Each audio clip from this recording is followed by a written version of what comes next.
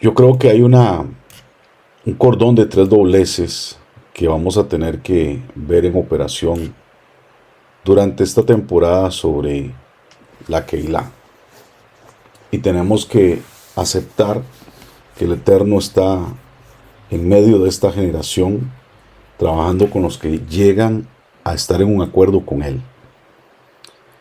Y para hacer esa Keilah de los últimos tiempos, que puede heredar una gran cantidad de bendiciones, comenzando con una reserva de intercesiones que no se han satisfecho aún y que han estado acumuladas a lo largo de muchas generaciones. Este es el primer cordón, este es el primer cordón o la línea de este cordón de lo que tenemos que ver suceder. Promesas proféticas que aún no se cumplen y que tienen el peso, que se han elevado delante del trono de Elohim, pero que hoy exigen una acción divina, y esta acción divina es la segunda hebra de este cordón. La primera, intercesiones acumuladas en la presencia del Eterno. La segunda, la acción divina que nosotros tenemos que provocar. Y en esta era profética, que se apunta a una Keilah victoriosa, proviene de lo que dice Daniel 11:32, que dice: a los que obren impíamente contra el pacto, recordemos que el pacto es la Torá, los corromperá con lisonjas, pero el pueblo que conoce a su Elohim será fuerte y hará grandes hazañas. Esos somos ese pueblo, amados, los que haremos grandes hazañas. Amós 9:13 promete una cosecha tan grande, que los ciclos de siembra y crecimiento se van a fundir. Oiga lo que dice la profecía.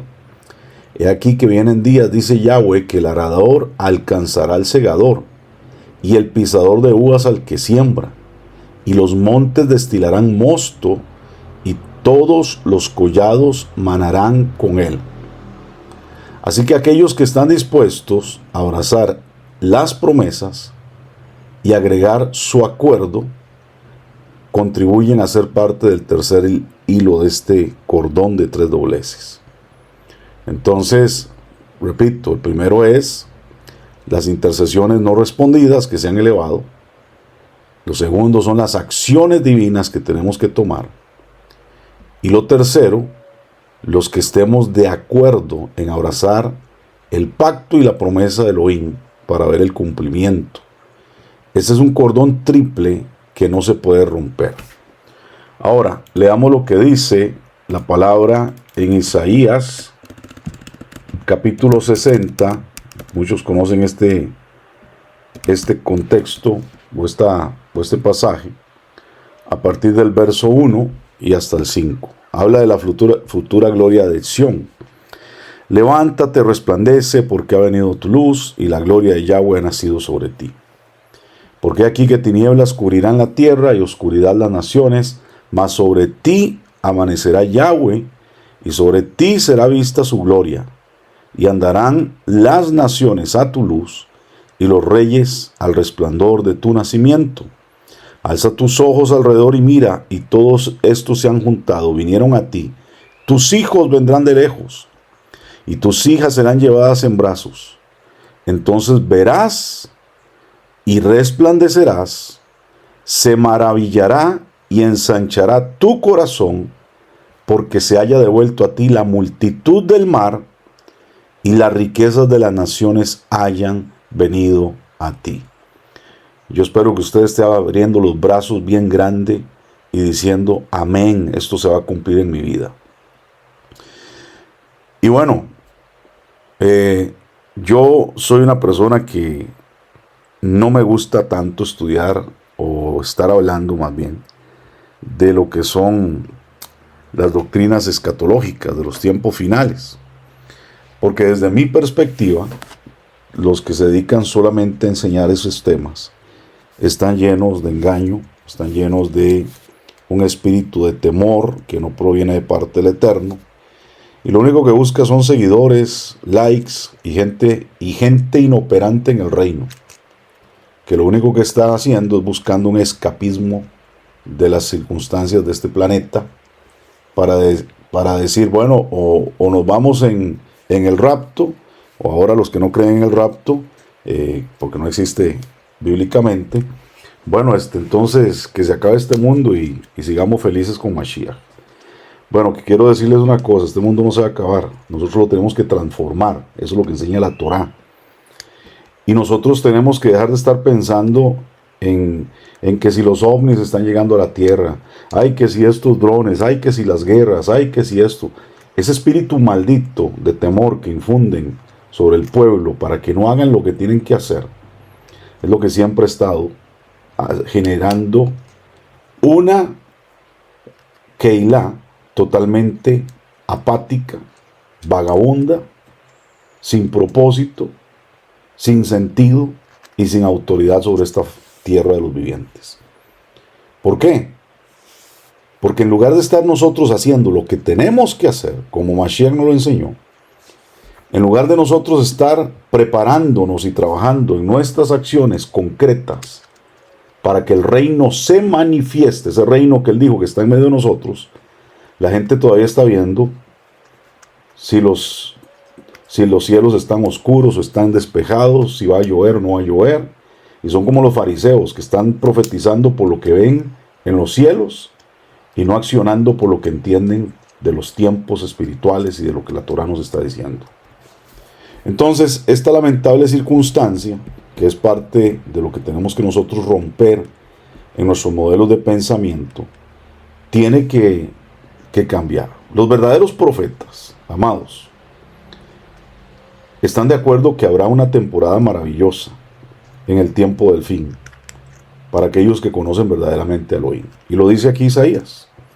Ay, las tinieblas cubrirán la tierra, habrá oscuridad en las naciones, pero sobre nosotros amanecerá Yahweh y será vista su gloria. Es necesario que venga un tiempo de oscuridad, es necesario que venga opresión, es necesario que todo lo que está ocurriendo ocurra y se ponga peor. Pero entre más oscuridad, más manifestación de la luz de Yahweh será vista sobre nosotros. Estamos hoy encendiendo luces, no solamente un candelabro, sino estamos encendiendo la llama de nuestra vida, de nuestra Neshama, para ser el pueblo que tiene que ser, mis amados. Y que podamos andar al resplandor de su nacimiento. Y vea todas las promesas. Transformación familiar, bendición, recursos que van a llegar. ¿Por qué? Porque esta tierra tiene que ser cambiada por los verdaderos guerreros del reino. Entonces, el mayor factor limitante es que la gente no conoce a Elohim. Y porque no conocen a Elohim, no actúan. El pueblo que conoce a su Elohim, dice Daniel, se esforzará y actuará. Entonces tenemos un montón de vagabundos sin hacer nada. Tenemos un montón de maestros de Torah cruzando la pierna en un sillón, mandando mensajes por YouTube, engañando a la gente, en lugar de exhortarlos a la movilización de un pueblo que tiene que moverse en completa autoridad. Espero que usted esté entendiendo claramente esto. Porque el mayor factor limitante que ha existido en la Keilah desde el diseño del cristianismo es que tenemos más de 100 años de predicar a un Mashiach Salvador. Y se nos ha olvidado predicar a un Mashiach que es juez. Y hemos llegado al fin de la era con la Keilah, al fin de estos tiempos, conociendo la mitad de Elohim. Porque aquellos de nosotros que enseñamos solamente que Él es Redentor, que Él es Salvador, pero se nos olvida que Él es juez, estamos descuidando la parte más importante, la parte donde hablamos de aquel que se sienta en el trono, aquel que manifiesta autoridad, poder y gloria en medio de su pueblo y para manifestación de su nombre en medio de esta tierra. El verdadero problema que tenemos que reconocer es la falta de conocer la plenitud de Elohim. La palabra conocer, en el sentido hebreo, viene de una palabra que se llama yadá, que si nosotros la investigamos, en el contexto que está escrita siempre, la palabra yadá en la Tanaj, habla de percibir, comprender, adquirir conocimiento, conocer, discernir, para familiarizarse, ser conocido, darse a conocer, aparecer, hacer, estar consciente, informar, pronunciar. Y escuche eso, revelarse a sí mismo para designar el orden. Todas estas palabras o estas expresiones que tienen que ver con conocer a Elohim es la carencia que ocurre normalmente en la que la hoy en día. Una de las cosas más importantes es que en la Tanaj, esta palabra, estas expresiones, aparecen 944 veces y tienen todos estos significados en diferentes niveles, y todos tienen que ver también con los diferentes niveles de intimidad en los que nosotros estamos operando y verdaderamente acercándonos a nuestro Elohim. Entonces, es importante que cuando esta palabra es aplicada en una relación esposo y esposa, está hablando del máximo nivel de intimidad. Pero cuando lo aplicamos al Eterno, esta definición se amplía para incluir la experiencia, el historial o el camino de conocer al Eterno profundamente, de experimentar su redención. Entonces, nosotros tenemos que tomar este concepto y aplicarlo también en el entorno de lo que habla la Escritura o la Biblia, en la Brit Hadashah, donde tenemos que desarrollar intimidad con el Ruach HaKodesh. Esta intimidad se convierte en el principal calificativo para que nosotros logremos dar a luz la unción para las grandes hazañas que tenemos que manifestar en este tiempo. Es decir, tenemos que entrar en una intimidad profunda con Él. Y esto no se logra con oraciones de desayuno y cosas ligeras que hacemos espirituales. Es una profunda intimidad con el Ruach HaKodesh. Entonces, este ingrediente fertiliza el suelo donde van a crecer las vasijas que van a ser aptas para ser vasos de honra para el Maestro. Leamos lo que dice el libro de primera de Juan, capítulo 3, verso 21. Amados, si nuestro corazón no nos reprende, confianza tenemos en Elohim. Entonces, la confianza en Elohim es el fruto de un proceso que nos libera de la vergüenza, de la culpa y de la condenación. ¿Por qué mucha gente no hace lo que tiene que hacer? Porque tiene vergüenza. Además, les digo algo, hay muchas personas que no prosperan porque les da vergüenza prosperar. Parece extraño, ¿no? Les da vergüenza que el Eterno los bendiga, los prospere, los levante. Y están más preocupados de no ofender a alguien. Pero eso tiene que acabarse en tu vida. La culpa, la condenación, todos esos paradigmas que el diablo ha metido en la cabeza. Tenemos que liberarnos de ello teniendo confianza en Elohim.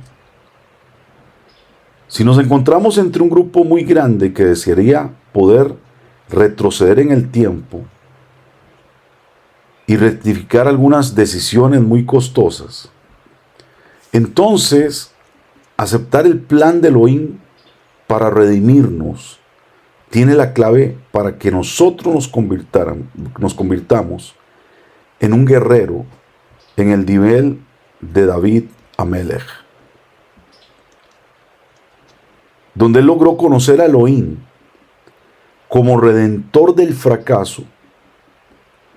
Él conoció a Elohim como aquel que disuelve la condenación, la vergüenza, y que nos permite caminar con confianza con Él, que no solamente nos redime, sino que es el juez que juzga todas las cosas.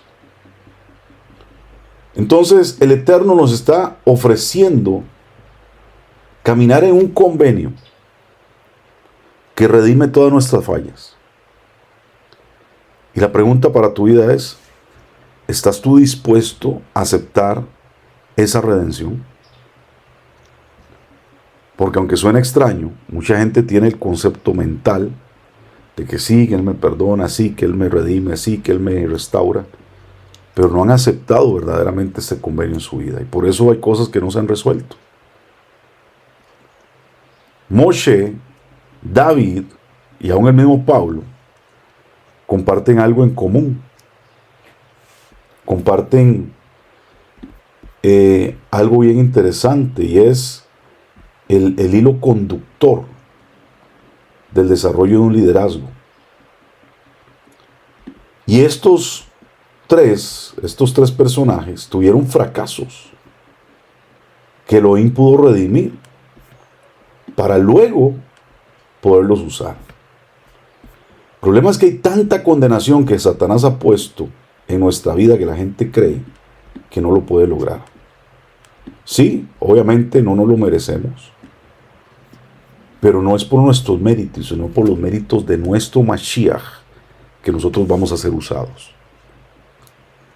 Porque estos fracasos de estos varones, estos fracasos que, como comentaba ayer con Yohanan, que vemos que la Biblia no se esconde nada, la Torá, la Tanaj, revela los errores de estos hombres que fueron patriarcas, que fueron varones justos, llenos de emuná, pero revela también sus lados débiles, sus pecados, sus maldades. Pero todas estas cosas son la base para finalmente lograr sus mayores victorias. Sus fracasos se convirtieron en su motivación para superar la adversidad y cumplir con el llamado de Elohim. Si nosotros leemos, vamos a buscar el libro de los Hechos, capítulo 7. Ahí podemos registrar, o hemos registrada, la defensa de Esteban, primer mártir después de Mashiach por el Evangelio. De hecho, Yahshua había prometido que el Ruach HaKodesh daría a cada persona lo que necesitaba para responder cuando fuera convocada ante un tribunal. Y algo de lo que recibió Esteban acerca de Moshe no se puede encontrar en ninguna otra parte de las Escrituras. Bien interesante, porque él dice en el capítulo 7, verso 22.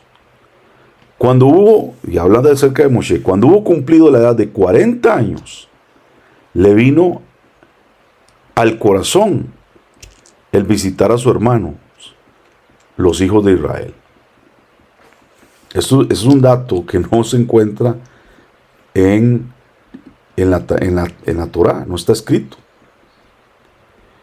Y muchos comentaristas han sugerido que Moisés, tenía como ese impedimento del habla. De hecho, hay un midrash que habla acerca del por qué.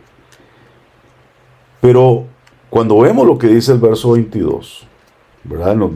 Y leemos también el 23, el 24, dice: al ver que uno era maltratado, lo defendió, e hiriendo al egipcio, vengó al oprimido. Entonces, ¿por qué se desvanece el argumento de que simplemente era una persona que tenía problema para hablar. ¿Por qué? Porque dice que cuando él vino a hacer esta visita y vio esta situación a la edad de 40 años, ahí Moisés descubrió su llamado. Y él asumió que los demás israelitas podían discernir el llamado que él tenía. Leamos aquí el verso 25. Pero él pensaba que sus hermanos comprendían que Elohim le daría la libertad por mano suya, mas ellos no lo habían entendido así. Ahora, en los versos 26 y 27, Moshe atenta o intenta moverse en su llamado por su propia fuerza, asumiendo que Elohim podría traer este propósito y manifestarlo en su vida en ese momento. Y a que no saben, esa suposición le costó 40 años más de preparación.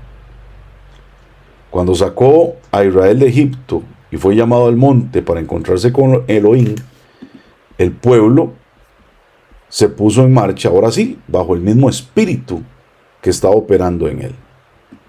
Entonces, todo lo que estaba ocurriendo con Moshe, todo lo que estaba viviendo él, este tiempo de fracaso y de preparación, fueron necesarios para levantar un éxito grandioso. Un éxito sobrenatural. Luego vemos lamentablemente que todos convencieron a Aarón para que hiciera un becerro, comenzaron a festejarlo, y Elohim estaba tan enojado que quería destruir a todo el pueblo. Y leamos lo que dice, por ejemplo, acerca de lo que sucedió en Shemot, Éxodo, capítulo 32. Acompáñenme, por favor. Verso 11 y 12. Dice: entonces Moshe oró en la presencia de Yahweh su Elohim y dijo: oh Yahweh, ¿por qué se encenderá tu furor contra tu pueblo, que tú sacaste de la tierra de Misraim con gran poder y mano fuerte? ¿Por qué han hablar de los egipcios diciendo: para mal los sacó, para matarlos en los montes y para raerlos sobre toda la faz de la tierra? Vuélvete del ardor de tu ira y arrepiéntete de este mal contra tu pueblo. Entonces, leamos también lo que dice Devarim, capítulo 9, verso del 18 al 20. Y me postré delante de Yahweh. Esto es como una ampliación de lo que estaba haciendo aquí Moshe en Shemot. Y dice: me postré delante de Yahweh como antes, 40 días y 40 noches. No comí pan ni bebí agua a causa de todo vuestro pecado, porque habías cometido haciendo el mal ante los ojos de Yahweh para enojarlo. Porque temía a causa del furor y de la ira con que Yahweh estaba enojado contra vosotros para destruirlos. Pero Yahweh me escuchó aún esta vez. Contra Aarón también se enojó Yahweh en gran manera para destruirlo. Y también oré por Aarón en aquel entonces. ¿Qué fue lo que motivó a Moshe gastar 40 días y 40 noches sin agua, sin alimento, para salvar a toda una nación? Una de las mayores razones es que esto tiene que identificarse con el fruto de su esfuerzo propio para ver un resultado. Moshe podía haber fácilmente recordado su propia suposición y motivaciones 40 años atrás, cuando Elohim redimió el fracaso de Moshe al perdonarlo y transformar ese pecado, ese asesinato, en una motivación para pararse luego en la brecha, salvando a Aarón y a toda una nación. Entonces, lo que Elohim hace por Moshe, ese fracaso de tratar de hacer las cosas a su manera, de tratar de hacer las cosas por su propia cuenta, se convierte luego en un modelo para él de redención.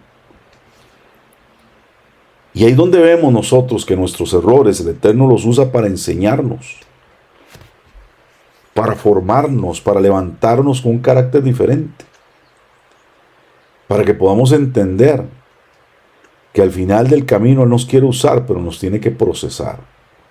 Y ese es el problema, que la gente no quiere su proceso. Quiere solamente la victoria, quiere solamente el resultado. Pero el Eterno está procesando vasos que Él pueda usar para honra y para gloria de su nombre.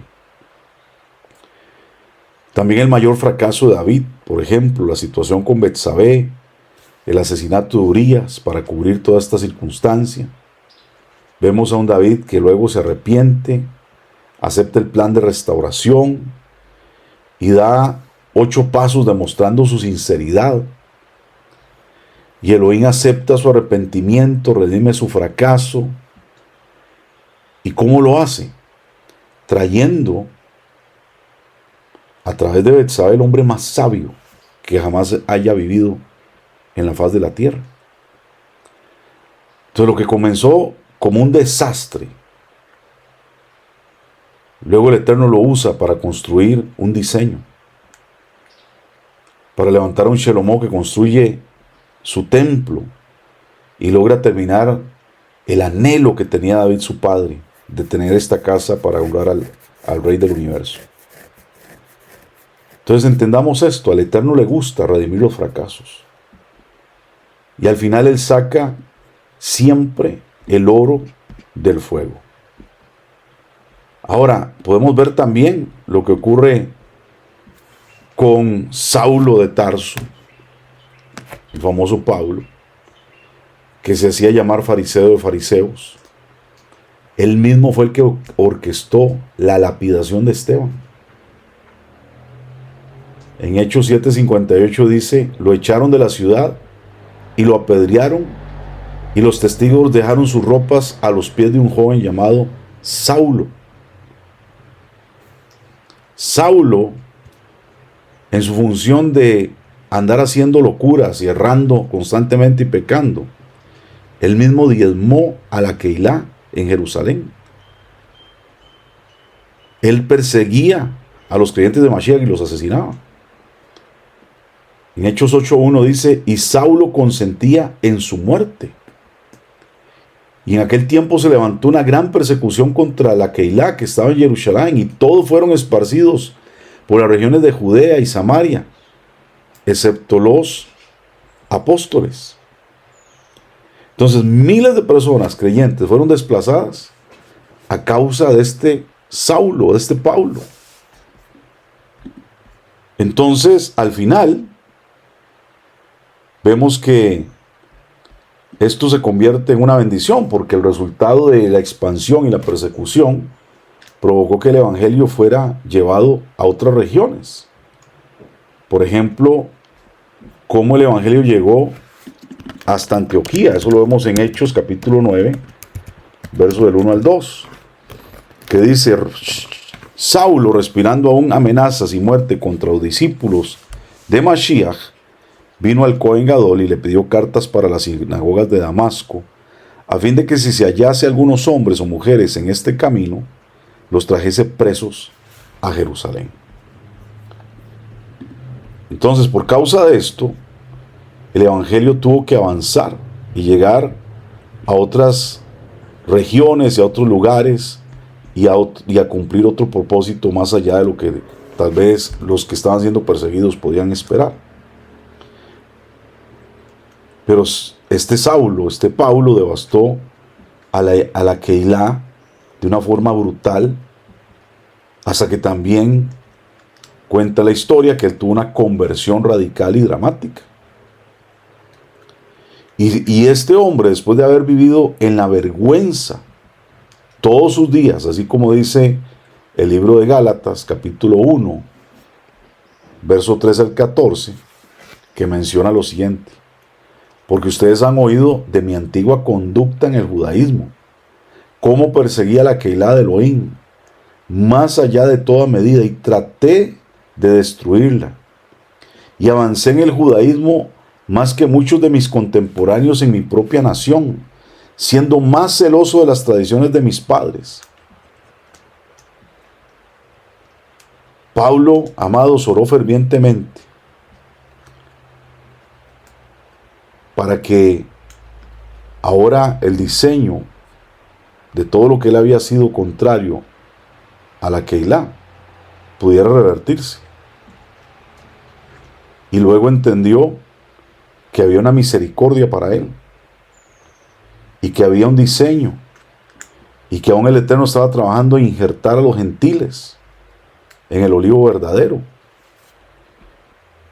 Y Elohim logró redimir el fracaso de este Saúl, de Shaul o Pablo, y cambiar este corazón y revelar su misericordia en el pacto que él extiende para redimir nuestros fracasos y hacer que nosotros podamos servir a sus propósitos y a las cosas que él quiere trabajar en nuestro fruto.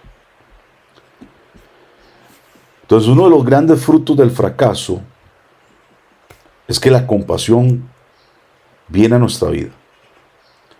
La compasión surge para aquellos con experiencias paralelas a las que hemos mencionado. Cuando nos preguntamos sobre este origen de esta compasión, solo surge una posibilidad, y es que la propia experiencia, el esfuerzo personal por hacer las cosas a nuestra manera, probablemente nos va a llevar ahí, a ese fracaso. Pero estos tres personajes que hemos mencionado se convirtieron en los más grandes líderes de la Escritura. Todos compartieron una experiencia común. Todos desarrollaron una relación con Elohim profunda que se logró llegar a ser tan grande que redimió sus propios fracasos. Y todo esto se convirtió en una plataforma para sus mayores victorias. Entonces el Elohim de Moshe, el Elohim de David, el Elohim de Pablo, amados, no ha cambiado. Él todavía extiende una invitación a todos los que vienen a unirse, a entrar en su convenio, y promete redimir sus mayores fracasos y empoderarlos para extender su propio reino. Así que yo les aconsejo que usted asegure su nombre en esta lista de redimidos que van a lograr avanzar en este tiempo para poder entrar confiadamente en otras dimensiones. Mañana vamos a hablar acerca de cómo podemos procesar esta confianza que ahora podemos tener en Él, porque esta va a ser la llave para estar delante de la presencia en el ámbito del trono, donde nosotros podemos entrar en intimidad más profunda para cumplir las operaciones que Él quiere que tengamos en este tiempo. Así que si usted se sentía hasta el día de hoy como no capaz, como no apto, no apta, como que no era la persona que Él podía usar, y tal vez usted se siente así como tal vez el personaje menos importante en el reino de Elohim, yo quiero decirle, amado, que de repente las operaciones que el Padre quiere hacer en esta temporada en su vida son mucho más grandes de lo que usted puede imaginar.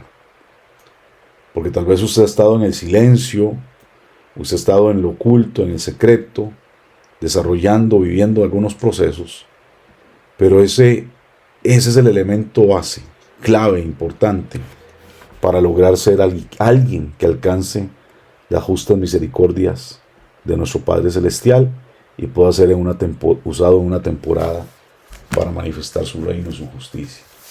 Así que ánimo en la fe, en la emuná, que esto no se acaba hasta que se acaba. Aún hay mucho que recorrer. El Padre hará grandes cosas y nos va a llevar a provocar circunstancias mucho más grandes de las que podemos estar soñando hoy en día. Que el Eterno te bendiga y te guarde y que te sorprenda durante esta temporada. Un abrazo para todos.